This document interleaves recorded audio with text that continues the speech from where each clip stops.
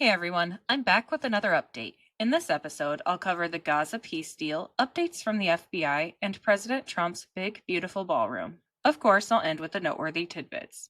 On the 19th, Hamas violated the ceasefire agreement by launching an RPG and sniper attack on Israeli forces inside Gaza. As a result, Israel struck back.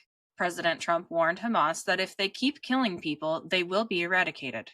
When asked by a reporter, "You say we will eradicate Hamas. Is that American boots on the ground?" President Trump clarified that other countries have called offering to take care of Hamas themselves, so if it comes to that, eradicating Hamas will be in the hands of another country. Luckily, for now, Hamas took the warning seriously and the ceasefire is back on track. The Vances are currently in Israel hoping to reinforce the ceasefire, along with U.S. envoys Steve Witkoff and Jared Kushner, who intend to discuss reconstruction and more hostage releases. On to updates from the FBI. Deputy FBI Director Dan Bongino and President Trump revealed some statistics from the Bureau over the past couple of days, with President Trump announcing that since Inauguration Day, more than 28,000 violent criminals have been arrested, including over 1,700 child predators and 300 human traffickers. Over 6,000 illegal weapons have been seized, 5,000 children have been rescued, 2,000 criminal enterprises have been disrupted, and 1,900 kilos of fentanyl have been seized. Dan Bongino pointed out that in the prior 3 to 4 years, the FBI averaged 15 to 16,000 arrests of violent criminals, which is over 10,000 less arrests than what has been accomplished by the Trump administration in less than a year. The U.S. Secret Service found a suspicious hunting stand with direct line of sight to where President Trump exits Air Force One at Palm Beach International Airport. The FBI has dismantled the hunting stand, and it's been taken to an FBI lab for investigation. FBI Director Kash Patel told Fox that no individuals were located at the scene. The FBI has since taken the investigatory lead, flying in resources to collect all evidence from the scene and deploying our cell phone analytics capabilities. Bongino said, "All of the forensic tools we have, from digital tools to biometric tools, they are all going to be applied to try and find out who put this up there and why." Let's switch to President Trump's big, beautiful ballroom. Ground has been broken at the White House to build the new ballroom that President Trump is personally funding.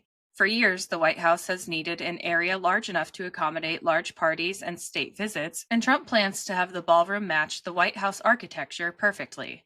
I see people bitching and moaning about this online, so I'd like to point out, again, that this construction is fully funded by President Trump. Our tax dollars are not funding it. For those concerned about alterations made to the White House, presidents have been renovating and expanding the White House for more than 100 years.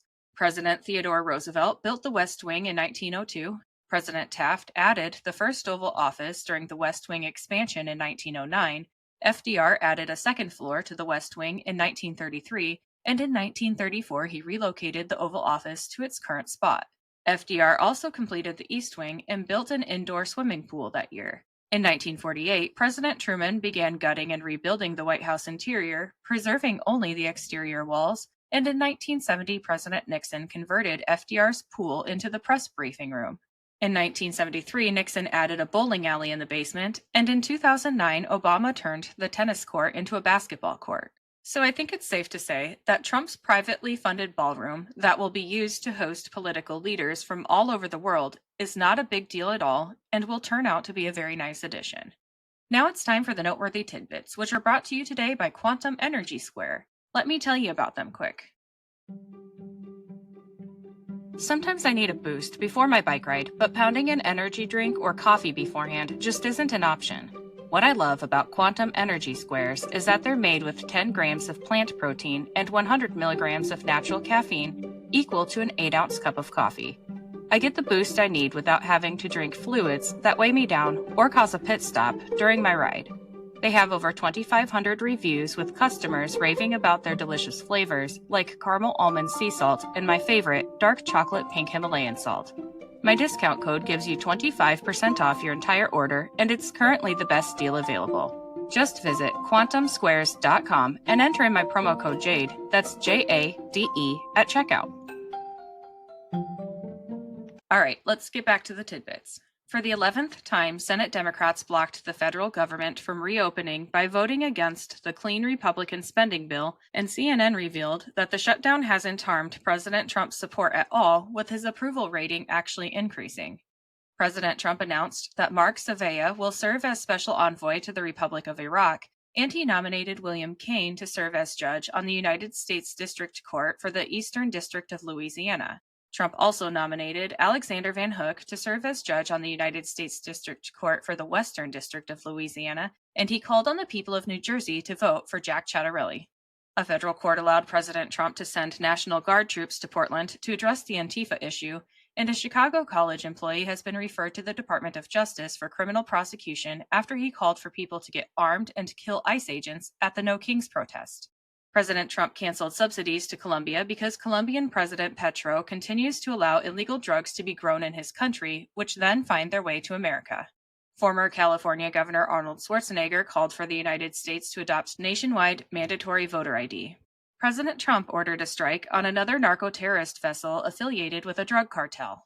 The North Carolina Senate Elections Committee approved the new congressional map that would add a GOP seat for the 2026 midterms. Former FBI Director James Comey motioned to dismiss his federal indictment, claiming it's vindictive and selective prosecution that violates Comey's constitutional rights.